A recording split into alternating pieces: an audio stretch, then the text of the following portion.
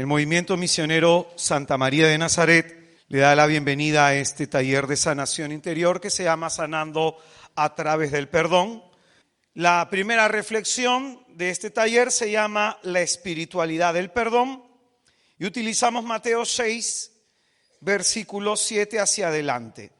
Y al orar, no charléis mucho como los gentiles que se figuran que por su palabrería van a ser escuchados. No seáis como ellos, porque vuestro Padre sabe lo que necesitáis antes de pedírselo.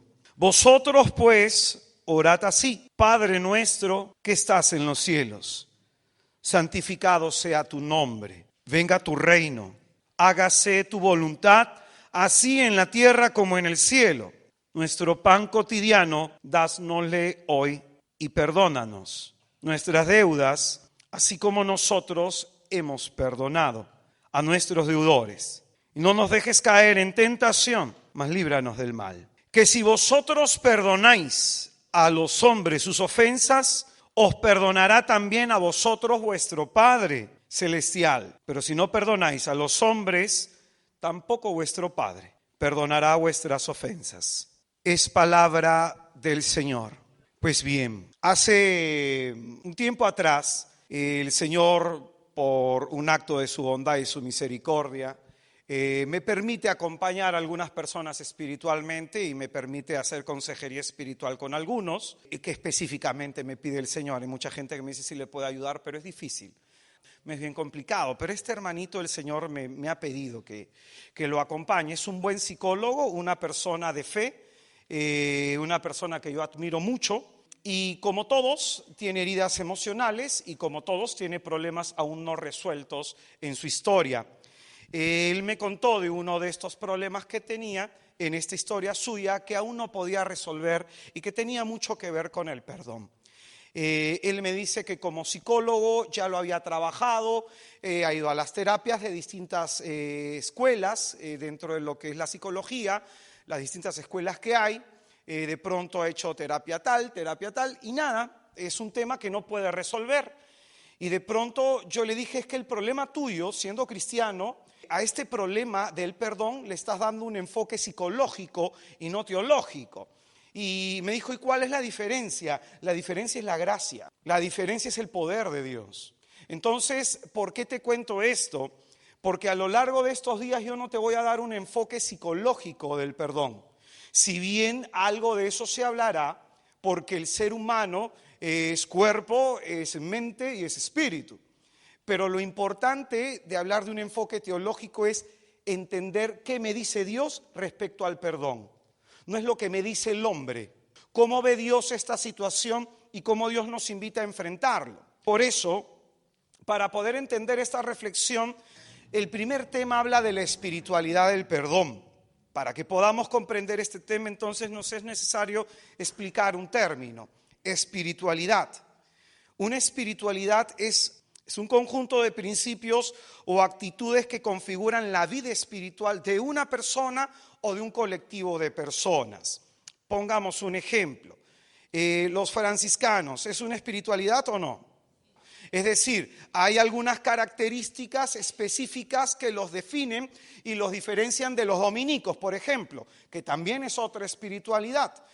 Se está viviendo en ese movimiento o en esa orden algo específico del Evangelio. Es decir, la espiritualidad implicaría esto: que se agarre una porción del Evangelio y se estudie y se analice y desde ahí se haga un seguimiento a Jesucristo. Como por ejemplo, los franciscanos parten de la pobreza evangélica, los agustinos tienen mucho que ver con lo que es la fraternidad de herencia de San Agustín. Es decir, algún aspecto de la enseñanza de Jesucristo se coge para vivirla y desde ahí estamos hablando entonces nosotros de una espiritualidad. ¿Amén? Una espiritualidad surge a partir de la iniciativa del Espíritu Santo. A partir de la iniciativa del Espíritu Santo que ha inspirado a una persona para que haga esta propuesta en beneficio de la iglesia. Una espiritualidad entonces hace énfasis en un aspecto del Evangelio, en un aspecto del Evangelio. Amén. Ahora bien, Sin embargo, todas estas espiritualidades parten de una, la espiritualidad cristiana. Abarca todas. Es decir, más o menos para que me entiendas, tú puedes o no querer ser franciscano. Es una elección tuya. Es una devoción personal. La iglesia no te lo puede imponer, nadie te lo puede imponer. Es tu elección. Sin embargo, no es tu elección creer que Dios es uno y trino. Esta es una verdad de fe y es columna de nuestra espiritualidad como cristianos. Algo que ha revelado directamente nuestro Señor Jesucristo. ¿Me dejo comprender? Esta espiritualidad es la que tú y yo profesamos el día domingo, día solemne de la resurrección del Señor. La profesamos en esos 12 artículos del credo. Esos son los 12 pilares de nuestra espiritualidad como cristianos católicos. Entonces, partiendo de esto,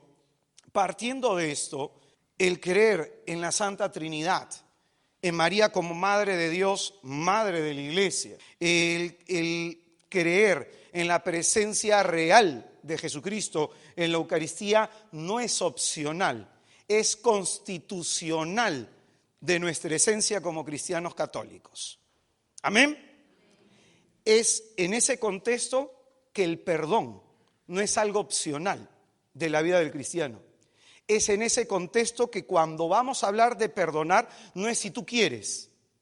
Lo que a ti te va a distinguir como cristiano es tu capacidad de perdonar. Si no, no eres cristiano. ¿Me dejo entender? Por eso es que estamos hablando desde la espiritualidad. De pronto, tú puedes ir a un psicólogo y el psicólogo te va a decir, tú tienes que perdonar porque te conviene. De pronto, por tu salud mental y todo lo demás, y sí, tiene razón. Pero nosotros queremos hablar desde lo que nos corresponde por el hecho de profesar nuestra fe en Jesucristo, Hijo de María Santísima. Amén.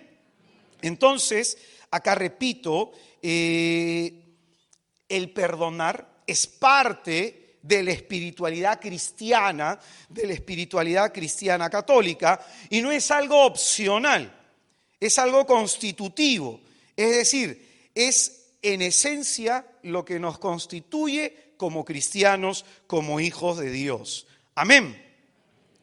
Para poder penetrar entonces desde esto que acabamos de decir, lo que es una espiritualidad cristiana y específicamente referente al perdón, vamos a estudiar el texto que hemos leído. Un texto que muchos hemos escuchado, la oración del Padre Nuestro, pero para poder penetrar el sentido de lo leído, nos es necesario de pronto aproximarnos desde el contexto en el que se desarrolla esta oración. Y lo primero que tenemos que decir es que esta oración del Padre Nuestro está marcada, está dentro, viene a ser el corazón de uno de los 5 discursos que vamos a encontrar en el Evangelio según San Mateo. Mientras Marcos, el primer evangelio escrito, nos va a presentar quién es Jesús de Nazaret a partir de los milagros y prodigios del Señor, mientras Lucas nos va a mostrar quién es Jesús de Nazaret a través del camino del discípulo, Mateo nos va a presentar quién es Jesús de Nazaret a partir de 5 grandes discursos. Y nos encontramos en un discurso que se conoce como el discurso evangélico, y muchos lo conocemos de una forma más común como el Sermón de la Montaña. Así le conocemos, ¿cierto? Y le conocemos de pronto que va del capítulo 5 al capítulo 7 de Mateo. Es el primer discurso que realiza nuestro Señor Jesucristo, según San Mateo. Y este discurso, el Sermón de la Montaña, o el discurso evangélico, de acuerdo a la teología bíblica, tiene una intencionalidad teológica, tiene un propósito este discurso: instruir a todos los que pertenecemos a la iglesia en lo referente como tenemos que vivir. Este discurso va dirigido no a los que están fuera de la iglesia, sino a los que estamos dentro de la iglesia. Va dirigido no a las personas que no son creyentes, este discurso va dirigido a los que creemos en Cristo. Amén. Nos va a instruir en lo que como cristianos debemos practicar, es decir, ese discurso para cada uno de nosotros es como un espejo. Y de pronto si tú y yo decimos que somos cristianos, porque vamos a misa, porque estamos en un grupo de oración y porque amamos muchísimo a la Virgen, porque también hasta eso yo he escuchado, de pronto deberíamos mirarnos en el espejo de estos 2 capítulos. Deberíamos observarnos para ver si lo que aquí se pide como norma de vida para todos los que seguimos como discípulos a Cristo, lo estamos nosotros encarnando, lo estamos nosotros viviendo. Amén. Se nos va a hablar entonces de aquello que debe practicar un cristiano. Por eso en este discurso evangélico, capítulo 5 en el versículo 20 va a decir lo siguiente: porque os digo que si vuestra justicia no es mayor que la de los escribas y fariseos, no entraréis en el reino de Dios.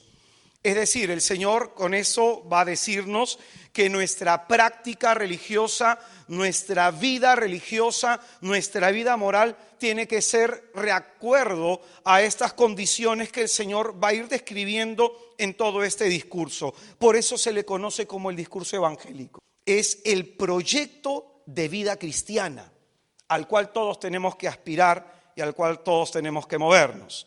Ahora, dentro de este discurso evangélico hay varios temas, no voy a entrar en esos detalles porque me extendería y hay bastante que desarrollar. Dentro de este discurso evangélico, en esta enseñanza se presentan 3 medios capaces de santificar al hombre.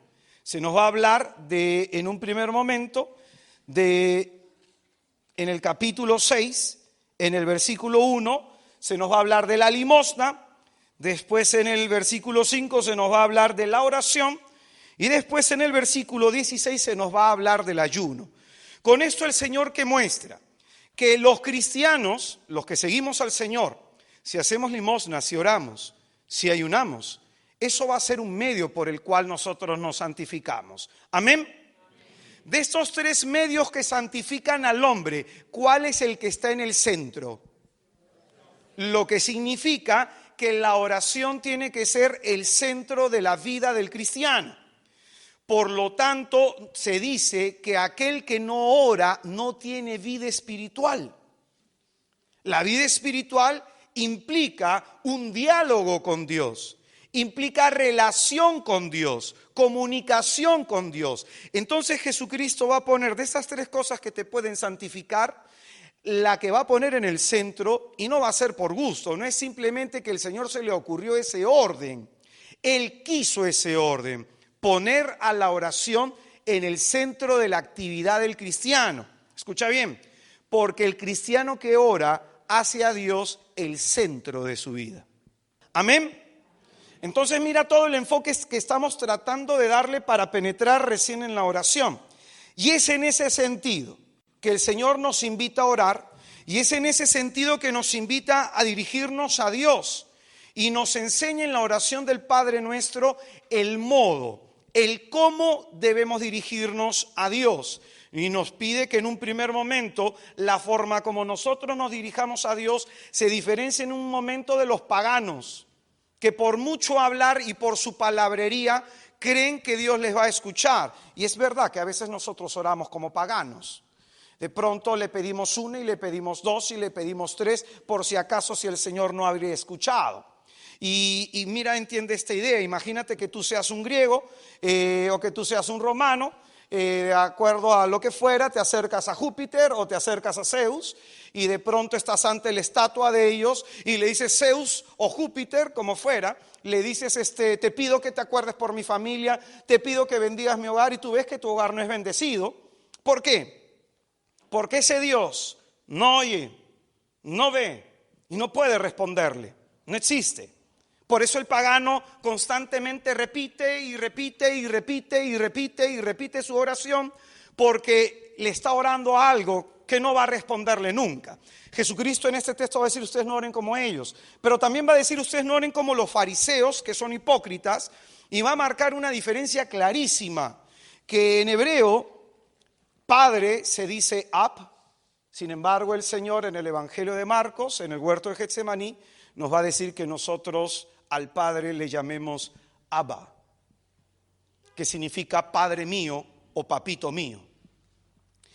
Entonces, En esta terminología, entre llamarlo Padre mío, en este caso el Señor nos invita a llamarlo como Padre nuestro. En esta terminología se nos está diciendo de que deberíamos tener una relación más cercana con Dios, de que deberíamos tener una relación más íntima con Dios, de que deberíamos sabernos hijos y relacionarnos como hijos. Y hay una inmensa diferencia entre acercarse como hijo y acercarse como siervo a Dios.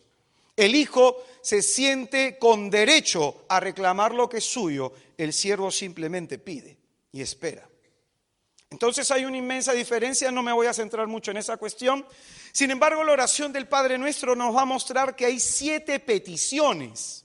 ¿Cuántas hay? Las 3 primeras peticiones van en dirección vertical, tienen una direccionalidad vertical, pedirle al Señor la santificación, pedirle al Señor Dios Todopoderoso que venga a nosotros su reino, pedirle al Señor que se haga en nosotros su voluntad. Amén.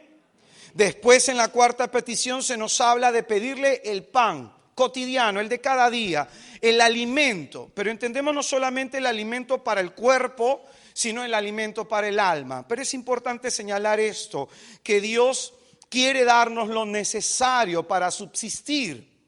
Un día le dije a una madre, ella me decía, hermano, yo soy madre soltera y yo no sé cuándo mi hijo llegue a la etapa de la universidad, cómo le voy a pagar la universidad y cómo haré esto y cómo haré lo otro. Y yo le dije a esta mujer, quien puso en tu vientre a esa criatura fue Dios. Y Dios, dice las Escrituras, no deja las cosas inconclusas. Lo que Él inicia lo lleva a consumación. Y yo no creo, le dije, que si Dios te ha dado un hijo y tu propósito es que sea mejor y que se defienda en la vida, que Dios no te abra las puertas para que tú logres esos objetivos. ¿Amén? Entonces va en esa dirección esa petición, la 4ª, pero nos encontramos en la 5ª, que es la que nos interesa. Perdona nuestras deudas. Si nosotros comparamos este texto con el de Lucas, esas deudas son nuestros pecados. Entonces dice, y perdona nuestras deudas, así como nosotros hemos perdonado a nuestros deudores. Inmediatamente viene la 6ª, no nos dejes caer en tentación, y viene la 7ª, líbranos del mal. Amén. 7 peticiones. Ahora quiero que prestes atención porque acá viene el corazón de lo que te quiero enseñar.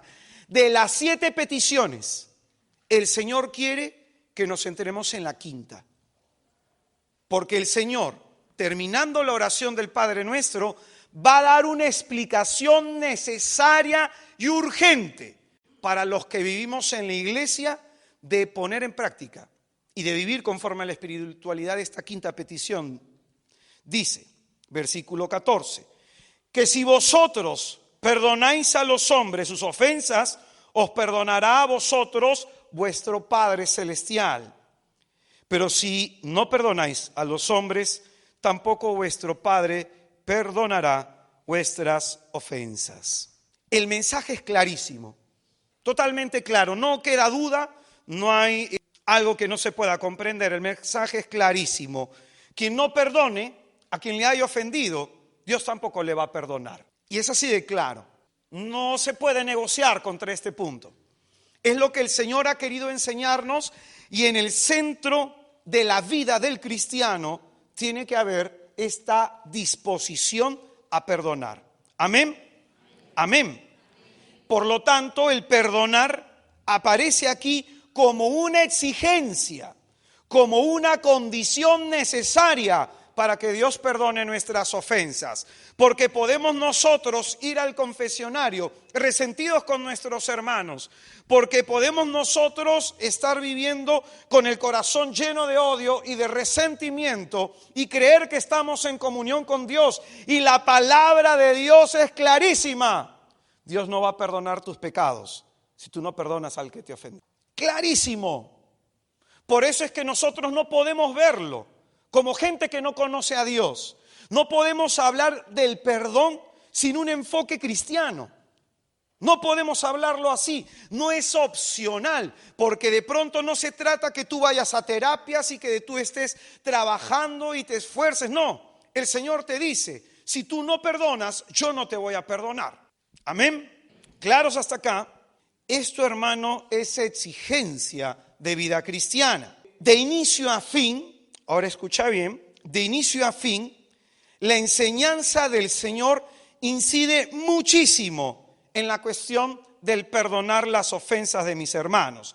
Como por ejemplo encontramos en Marcos capítulo 11, en el versículo 25, Marcos capítulo 11, versículo 25 dice: cuando os pongáis de pie para orar, perdonad si tenéis algo contra alguno, para que también vuestro Padre, que está en los cielos, perdone vuestras ofensas. Amén.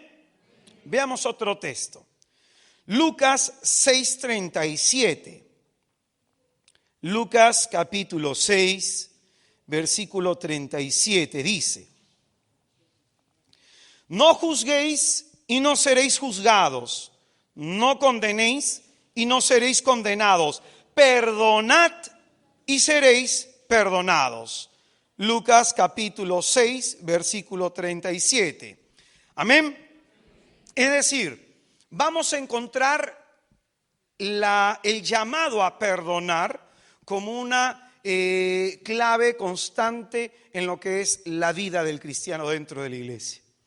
Es una exigencia, es decir, no es una cuestión opcional, se nos exige perdonar para poder nosotros también ser perdonados. Y hay un pasaje en el que el Señor va a resaltar muchísimo más esta cuestión y lo encontramos en Mateo capítulo 18, en el versículo 21, en la pregunta que realiza Pedro: Señor, ¿cuántas veces tengo que perdonar las ofensas que me haga mi hermano? Y la respuesta del Señor es: hasta 7 veces. La pregunta de Pedro es: hasta 7 veces. Dícele Jesús: no te digo hasta 7 veces, sino hasta 70 veces 7. La enseñanza del perdón en nuestro Señor Jesucristo llega a su culmen en este pasaje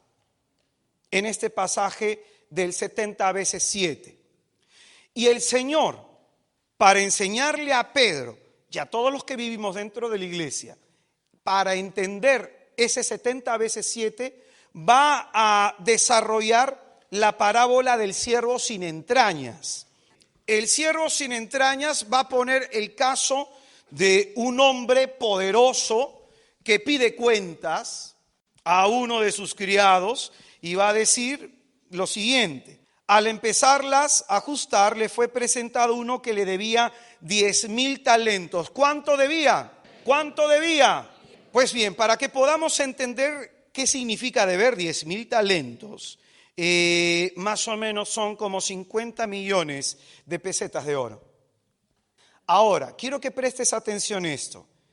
El Señor está poniendo esta suma exuberante por algo. Por algo, no lo está haciendo de casualidad. No es que el Señor se le vino de loco una cifra a la mente y lo dijo, no. Lo está diciendo por algo, porque quiere enfatizar un hecho. Este hombre que debía tantísimo, 50 millones de monedas de oro, 50 millones de monedas de oro, pide misericordia. Como no tenía con qué pagar, ordenó el Señor que fuese vendido él, su mujer y sus hijos y todo cuanto tenía, y que se le pagase. Entonces el siervo se echó a sus pies y postrado le decía: ten paciencia conmigo. ¿Qué pedía? Paciencia. ¿Me estás entendiendo la indirecta? ¿Qué pedía? ¿Con quién tú no tienes paciencia? Ahora fíjate, el señor de aquel siervo escuchó su clamor, y dice la palabra de Dios que sintió compasión y le perdonó toda la deuda. ¿Cuánto le perdonó? Hermano, le perdonó 50 millones de monedas de oro. Ni todos los años de su vida trabajando iba a poder pagar la deuda. Ni todos los años. Y con esto que se nos muestra, así es el perdón de Dios con nosotros. Hay gente que me dice: hermano, yo sirvo a Dios porque me siento en deuda. Yo le digo: hermano, yo también me siento en deuda y sé que nunca le voy a poder pagar. Tú no tienes ni idea, ni yo tampoco. No tenemos ni idea de cuánto nos perdona Dios a diario. Es más, yo al Señor le digo: Señor, por mis pecados merecería lo peor. ¿Tú qué merecerías por tus pecados? No digas lo que yo he dicho. Mira tu vida. ¿Eres honesto? ¿Eres bueno? ¿Eres una persona sincera, nunca mientes? ¿Cuántos de los que están acá se casaron castos? ¿Cuántos de los que están acá han sido personas honradas que nunca han hecho mal a nadie? A veces los años hacen que uno se olvide quién fue. Y cuando a veces ya la carne no tiene tanta vitalidad, se peca menos, se dice, ¿no? Sin embargo, hay pecados más terribles como la soberbia, tan terribles como ellos. Las personas que piensan que no tienen pecado son los que más lo tienen.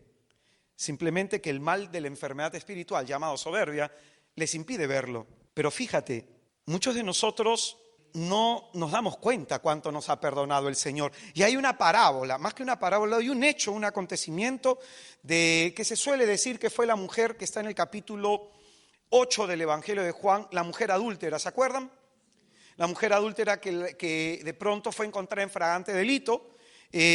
Algunas personas dicen que esa fue la mujer que entró a la casa de Simón el fariseo en el Evangelio de Lucas y se postra ante el Señor y le llora a sus pies. Y le lava sus pies con sus cabellos y se los seca. Perdón, le lava sus pies con sus lágrimas y se los seca con sus cabellos. ¿Han escuchado ese pasaje? Simón el fariseo, que era un buen fariseo, era un buen hombre, se puso a pensar, si este fuera un profeta, sabría la clase de mujer que le está tocando.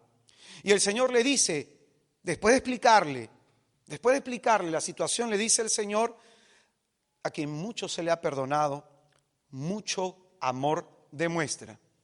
A quien poco se le perdona, poco amor demuestra. Y el punto es, no es que Dios nos haya perdonado poco, sino que poco reconocemos nosotros cuánto, mucho nos ha perdonado el Señor. Y por eso demostramos poco amor. No porque le haya perdonado poco, porque nos ha perdonado mucho. Si no, mira la cruz que está detrás mío. Entonces, mira lo que nos va a mostrar el Señor, que Él, como Dios, es capaz de perdonar todas nuestras faltas. No hay pecado que Cristo no haya perdonado y del cual no nos haya redimido en la cruz del Calvario. No hay pecado. No hay pecado que el Señor no pueda perdonar. El más terrible que sea, el que más vergüenza pueda dar, el más hasta inconfesable que pueda haber. Hay gente que en momentos de oración se me han acercado y me han compartido su miseria y su dolor, pecados que hasta les da vergüenza contárselo a otra persona, y siempre yo les aliento que Dios no se escandaliza de nuestras faltas, porque Él conoce nuestra condición de personas frágiles, heridas e inclinadas hacia el mal. El Señor, hermanos, y la iglesia no juzga a nadie de acuerdo a si se va a condenar o no. La iglesia no puede decir este se va a condenar. La iglesia no puede decir este se va a ir al infierno. Porque eso solamente lo sabe Dios en verdad. Y el juicio de Dios es un juicio justo porque el Señor conoce mis traumas, conoce mis complejos. Ahora no hay que agarrarnos de eso. Sí, porque he encontrado gente que dice, es que hermano a mí me pasó, sí, pero hay que luchar. Es que yo tuve, sí, pero hay que luchar. Pero de pronto el Señor conoce nuestra condición psicológica. Conoce nuestro estado emocional, conoce nuestros problemas, conoce las cosas que no han estado bien en nuestra vida, y desde ahí el Señor emite un juicio de justicia y de verdad, un juicio según la misericordia. ¿Y qué es lo que hizo el Señor en este pasaje de aquel siervo? Perdonó muchísimo. ¿Cuánto perdonó? 50 millones de monedas de oro. Amén. Ahora, dice la palabra, va a poner el caso que el hombre después que fue perdonado se fue, y cuando estaba yendo por la calle de pronto se encontró uno que le debía, y escucha bien, dice las escrituras que le debía 100 denarios. ¿Sabes cuántos son 100 denarios? Escucha bien, vienen a ser más o menos la suma de 80 monedas de oro. 50 millones versus 80 monedas de oro. Y dice la palabra de Dios que aquel siervo no quiso perdonarle la deuda a aquel que le pidió lo mismo. El que pidió ten paciencia conmigo, ten misericordia conmigo, el otro a quien le debía también se lo dijo. Sin embargo, él endureció su corazón y le echó en la cárcel, dice, hasta que pagase lo que debía. Hermanos, y este ejemplo es para los que estamos en la iglesia, que a veces a nosotros, a quien Dios mucho nos perdona, perdonamos poco a los que nos ofenden. Y va a mostrar entonces la condenación del Señor frente a las personas que vivan de esa manera. Las personas que vivan de esa manera van a ser condenadas, va a decir el texto. Su Señor entonces mandó llamar y le dijo, siervo malvado. ¿Qué le dijo? ¿Qué le dijo? ¿Y la maldad está en dónde? Si Dios te ha mostrado la misericordia, ¿por qué tú no la muestras? Y la maldad está en que si tú has sido amado en medio de tu miseria y de tu inmundicia, ¿por qué tú no lo haces? Y la maldad está en que cada vez que nosotros nos confesamos, ¿acaso el Padrecito cuando volvemos a caer nos dice, oye, pues tú viniste la semana pasada con lo mismo? Tus pecados fueron perdonados, hermano. Amén. Y Dios se olvida de ellos. Amén. Pero ¿acaso nosotros no nos olvidamos del mal que nos hicieron? ¿Acaso nosotros no se lo recordamos a las personas?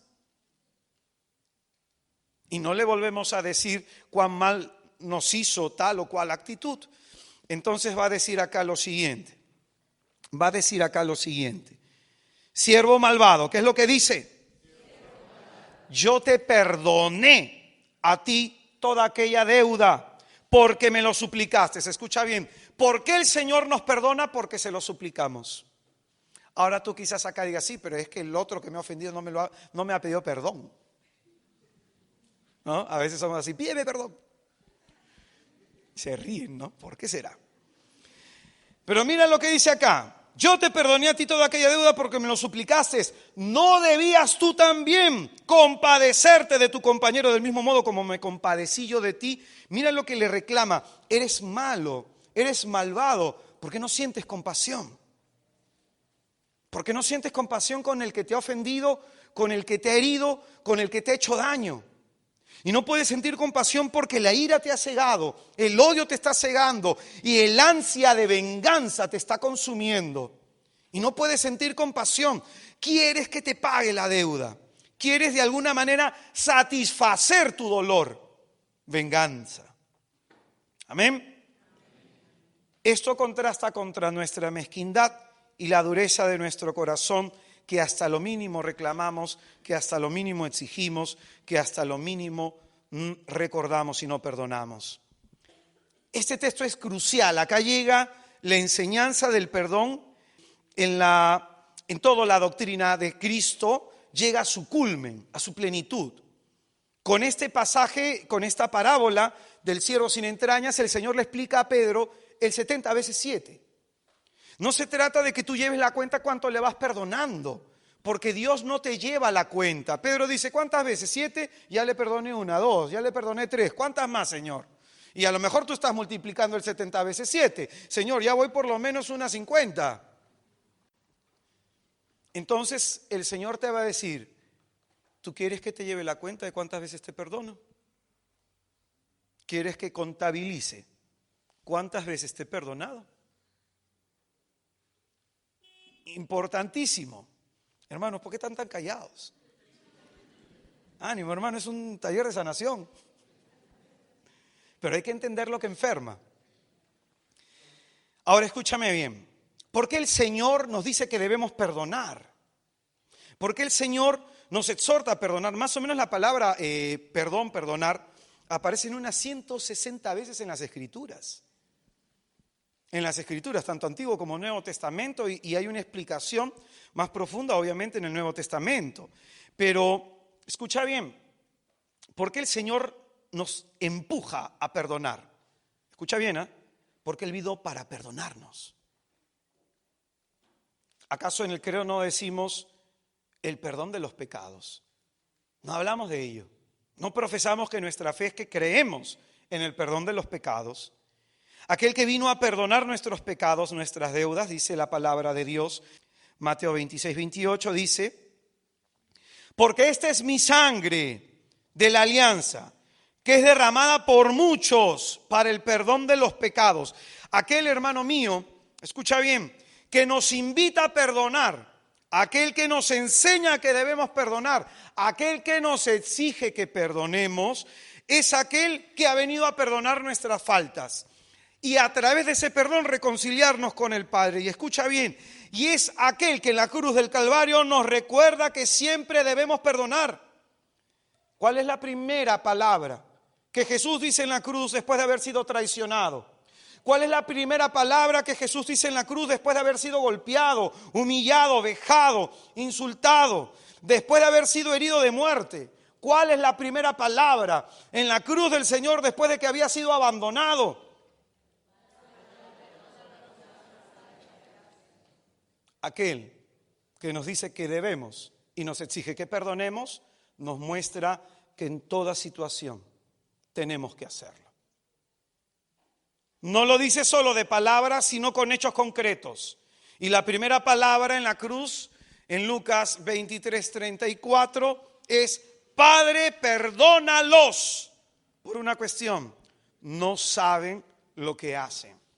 Ahora yo quisiera que mires a todas las personas que te han agredido a lo largo de tu vida, a todas las personas que te han ofendido a lo largo de tu vida, tu padre, tu madre, porque siempre el entorno familiar es el primero, tu hermano, tu hermana, también el colegio, tus amigos, todas las personas que te pueden haber ofendido, tu esposo, tu esposa, tus hijos, todas las personas. El Señor quiere que en medio de tu dolor como Él en la cruz, que en medio de tu humillación como Él en la cruz, que en medio de la soledad como Él en la cruz, digas: perdónalo porque no sabe lo que hace. Y el Señor nos dice: ten la seguridad que el que tanto daño te ha hecho no tenía ni idea de lo que te estaba haciendo. No tenía ni idea. Pero tú dirás: pero es que lo hizo por esta razón y por esta otra razón y por esta otra razón. No, no tienes ni idea del daño terrible que te está haciendo. No tiene ni idea esa persona. Entonces nuestro perdón no es que la persona entienda que me ha dañado, que la persona entienda, se acerque y me diga: perdóname. ¿O acaso los romanos que le azotaron se acercaron y le dijeron: Jesús, perdónanos por la golpiza que te hemos metido? Porque hay personas que tienen un espíritu de venganza, que están esperando que el papá, la mamá, el hermano, la hermana, el esposo, el tío, la prima, quien fuera, se reivindique y diga: perdóname, me equivoqué. Hermano, no esperes en pie y siéntate.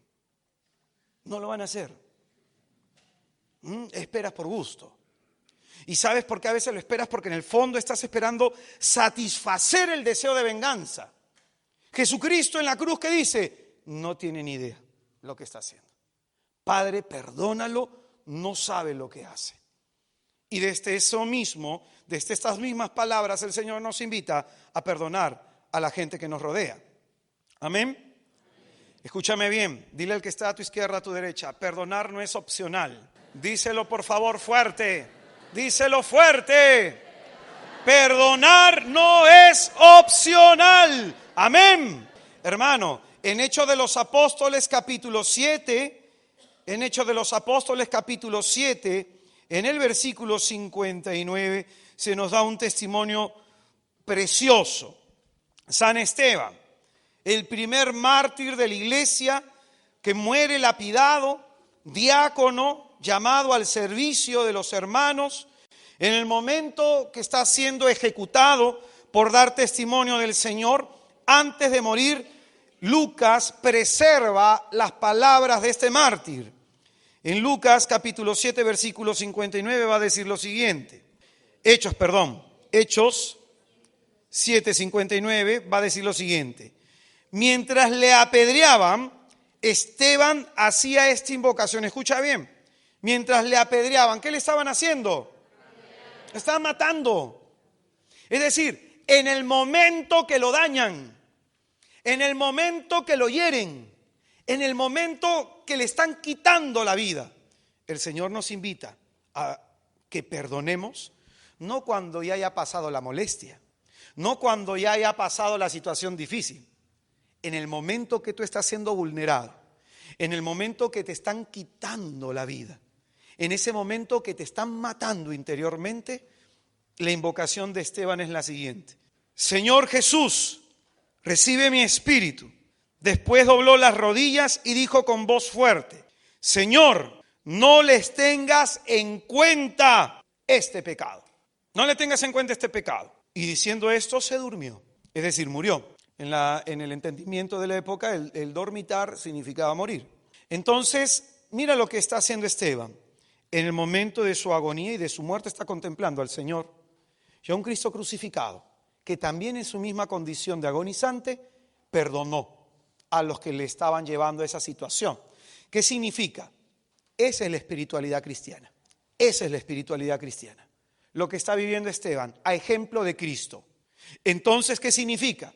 Que en medio de la persona que te ofende, en medio del dolor que estás sintiendo, que estás padeciendo, el Señor te invita a perdonar la ofensa de tu hermano. Amén.